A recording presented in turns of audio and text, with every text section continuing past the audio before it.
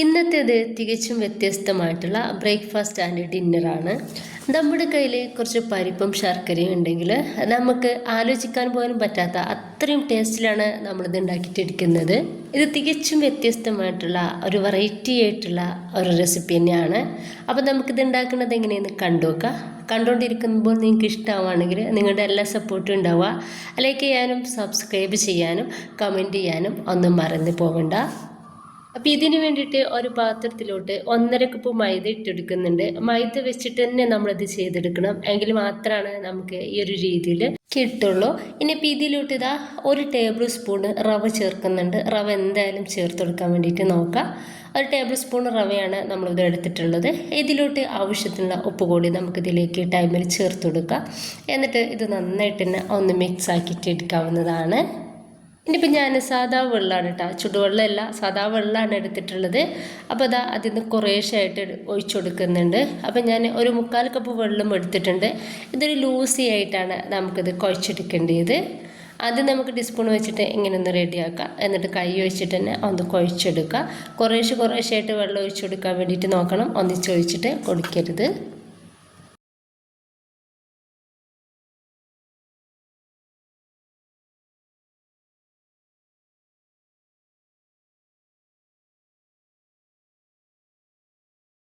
ഇപ്പോൾ അതാ ഈ ഒരു രീതിയിൽ ഒന്ന് കുഴച്ചെടുത്തിട്ടുണ്ട്. അപ്പോൾ ഇങ്ങനെയാണ് നമുക്കിത് വേണ്ടത്.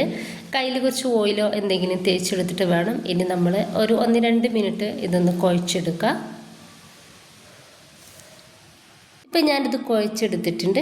ഇനി ഞാനിതാ ഇതൊന്ന് മാറ്റി വെക്കുന്നുണ്ട്. ചെറുതായിട്ടൊന്ന് റെസ്റ്റ് ചെയ്യാൻ വെക്കുക. അപ്പോൾ അതിൻ്റെ ഇടയ്ക്ക് നമുക്ക് കുറച്ച് പണിയുണ്ട്. അപ്പോൾ അതുവരെ ഒന്ന് റെസ്റ്റ് ചെയ്യട്ടെ. അപ്പോൾ ഇതിന് വേണ്ടിയിട്ട് ഞാനിതാ ഒരു പാത്രത്തിലോട്ട് 1 കപ്പ് പരിപ്പാണ് കേട്ടോ. സാധാരണ നമ്മൾ പരിപ്പില്ലേ, ആ ഒരു പരിപ്പാണ് എടുത്തിട്ടുള്ളത്.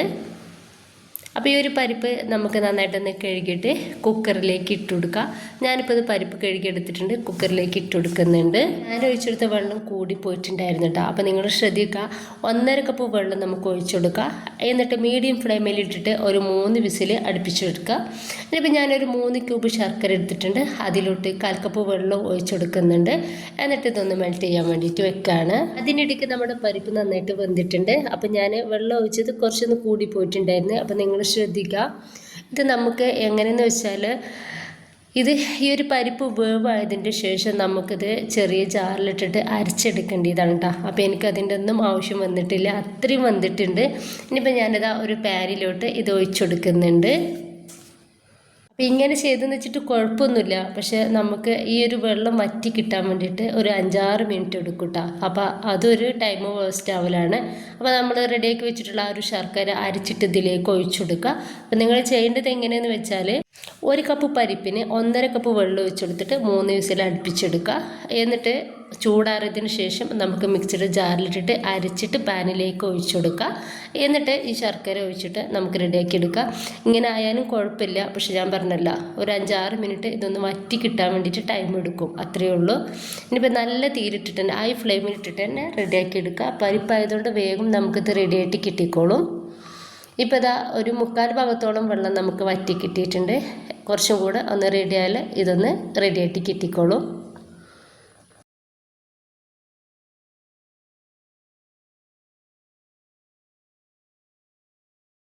അപ്പോൾ ഇതാ നമ്മുടെ പരിപ്പ് നന്നായിട്ട് തന്നെ ഡ്രൈ ആയിട്ടുണ്ട്, വെള്ളമൊക്കെ നന്നായിട്ട് വറ്റി കിട്ടിയിട്ടുണ്ട്. അപ്പോൾ ഇത്രയും ആയി കഴിഞ്ഞാൽ നമുക്ക് ഗ്യാസ് ഒന്ന് ഓഫ് ചെയ്ത് കൊടുക്കാം. എന്നിട്ട് നമുക്കിത് നന്നായിട്ടൊന്ന് എല്ലായിടത്തും ഒന്ന് പരത്തി കൊടുക്കുക. പരത്തി കൊടുക്കുകയെന്ന് വെച്ചാൽ കട്ടില്ലാത്ത രീതിയിൽ ഇതുപോലെ ഒന്ന് പരത്തിയെടുക്കുക. അപ്പോൾ ഇത് പെട്ടെന്ന് ചൂടാറി കിട്ടാൻ വേണ്ടിയിട്ടാണ് നമ്മളിങ്ങനെ ചെയ്യുന്നത്. ഇതാ ഇതുപോലെ ഒന്ന് റെഡിയാക്കി ഞാൻ എടുത്തിട്ടുണ്ട്. നന്നായിട്ട് കട്ടിയില്ലാത്ത രീതിയിൽ പരത്തി എടുത്തിട്ടുണ്ട്. ഇനിയിപ്പോൾ നമുക്കിത് ചൂടാറാൻ വേണ്ടിയിട്ട് മാറ്റി വെക്കാം. അത് വേഗത്തിൽ ഒന്ന് ഡ്രൈ ആയിട്ട് കിട്ടും. നന്നായിട്ട് ചൂടാറിയാൽ പെട്ടെന്ന് തന്നെ ഒന്ന് റെഡിയായിട്ട് കിട്ടിക്കോളും. അപ്പോൾ ഇതാ ഇത് നന്നായിട്ട് ചൂടാറിയിട്ട് റെഡിയായിട്ട് കിട്ടിയിട്ടുണ്ട്, കയ്യിലൊന്നും ഒട്ടിപ്പിടിക്കാത്ത രീതിയിൽ. ഇനിയിപ്പോൾ നമുക്ക് സൈഡിൽ നിന്ന് സ്പാച്ചിൽ വെച്ചിട്ട് ഇതുപോലെ ഒന്ന് റെഡിയാക്കി കൊടുക്കാം.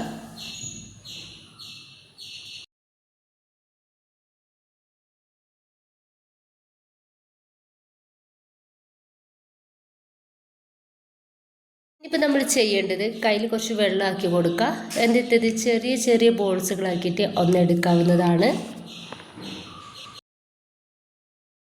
ഞാൻ മുഴുവനായിട്ട് തന്നെ ചെറിയ ബോൾസുകളാക്കിയിട്ട് ഒന്ന് റെഡിയാക്കി എടുത്തിട്ടുണ്ട്. ഇതിൻ്റെ ഇടയ്ക്ക് നമ്മുടെ മാവൊക്കെ നന്നായിട്ട് സോഫ്റ്റ് ആയിട്ടുണ്ട് കേട്ടോ. ഇതിങ്ങനെ വലിഞ്ഞു വരുന്ന രീതിയിലാണ് നമുക്കിത് വേണ്ടത്. ഇനിയിപ്പോൾ ഇതുപോലെ ഒരു പ്ലാസ്റ്റിക് കവർ എടുത്തിട്ടുണ്ട്. നമ്മുടെ വീട്ടിലൊക്കെ സാധനങ്ങൾ കൊണ്ടുവരില്ലേ, ആ ഒരു കവറിൽ നിന്ന് ഒരു ചെറിയ കഷ്ണം മുറിച്ചെടുത്തിട്ടുള്ളതാണ്. അതിലേക്ക് കുറച്ച് എണ്ണ ഒന്ന് ഇതുപോലെ തേച്ച് കൊടുക്കുക. എന്നിട്ട് നമുക്ക് ഇതിൽ നിന്നും ഒരു ചെറിയ ഉരുള മാവ് എടുക്കുക. എന്നിട്ട് കയ്യിൽ വെച്ചിട്ട് ഇതുപോലെ ഒന്ന് റൗണ്ട് ചെയ്തിട്ട് എടുത്തിട്ട് നമുക്ക് ഈ ഒരു കവറിൻ്റെ നടുവിലേക്കായിട്ട് ഇത് വെച്ച് കൊടുത്തിട്ട് കയ്യിലും കുറച്ച് ഓയിലോ എന്തെങ്കിലും തേച്ച് കൊടുത്തിട്ട് വേണം ഇതുപോലെ പരത്തിയെടുക്കാൻ വേണ്ടിയിട്ട്. ഇത് നമ്മളിങ്ങനെ ജസ്റ്റ് ഒന്ന് നമ്മൾ ഇങ്ങനെ പരത്തിയെടുത്താൽ തന്നെ മതി. ഇത് വേഗത്തിലൊന്ന് റെഡിയായിട്ട് കിട്ടും. അത്രയും സോഫ്റ്റായിട്ട് ഇരിക്കുന്നത് കൊണ്ടിട്ട് തന്നെ വേഗത്തിൽ നമ്മൾ പരത്തിയെടുക്കാൻ വേണ്ടിയിട്ട് പറ്റും. നമ്മൾ റെഡിയാക്കി വെച്ചിട്ടുള്ള ഒരു പരിപ്പിൻ്റെയും ശർക്കരയുടെയും മിക്സ് നമുക്കിതിൻ്റെ നടുവിലേക്കായിട്ട് വെച്ചെടുത്തിട്ട് ഇതുപോലെ തന്നെ ഒന്ന് ജസ്റ്റ് ഒന്ന് പരത്തി കൊടുക്കുക. എന്നിട്ട് എല്ലാ സൈഡിൽ നിന്നും ഇതുപോലെ ഇങ്ങനെ ഒന്ന് മടക്കി കൊടുക്കുക.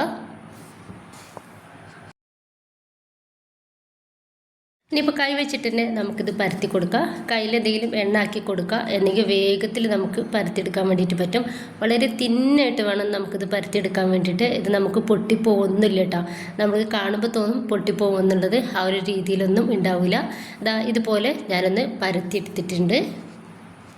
ഇനിയിപ്പോൾ ഞാൻ പാൻ അടുപ്പത്ത് വെച്ചിട്ട് ഇത് നന്നായിട്ട് ചൂടായിട്ടുണ്ട്. അതിലേക്ക് കുറച്ച് എണ്ണ അതുപോലെ ഒന്ന് തേച്ച് കൊടുക്കാമെന്ന്, വളരെ കുറച്ച് എണ്ണ തേച്ച് കൊടുത്താൽ മതി. എന്നിട്ട് നമുക്ക് ഈ കവറിൽ നിന്ന് തന്നെ ഇതുപോലെ ഒന്ന് എടുക്കാം. വേഗത്തിലെടുക്കാൻ വേണ്ടിയിട്ട് പറ്റും കേട്ടോ. ഇതാ കണ്ടല്ലോ. അപ്പോൾ ഈ ഒരു രീതിയിൽ തന്നെ നമുക്ക് വേഗത്തിലെടുക്കാൻ വേണ്ടിയിട്ട് പറ്റും. പാനിലേക്ക് വെച്ചെടുക്കുക. വളരെ തിന്നായിട്ടുള്ളതുകൊണ്ട് തന്നെ നമുക്ക് വേഗത്തിൽ റെഡിയായിട്ട് കിട്ടും. അതുകൊണ്ട് ഒരിക്കലും മീഡിയം ഫ്ലെയിമിലോ ഹൈ ഫ്ലെയിമിലോ ഇടരുത്. ലോ ഫ്ലെയിമിൽ ഇട്ടിട്ട് വേണം റെഡിയാക്കാൻ വേണ്ടിയിട്ട്.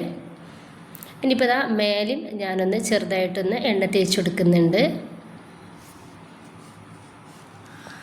ഇനിയിപ്പോൾ ഇതാ തിരിച്ചും മറിച്ച് ഇട്ട് കൊടുക്കുക. ഒരു 2-3 പ്രാവശ്യം തിരിച്ചും മറിച്ച് ഇട്ട് കൊടുത്താൽ തന്നെ നമുക്കിത് റെഡിയായിട്ട് കിട്ടും.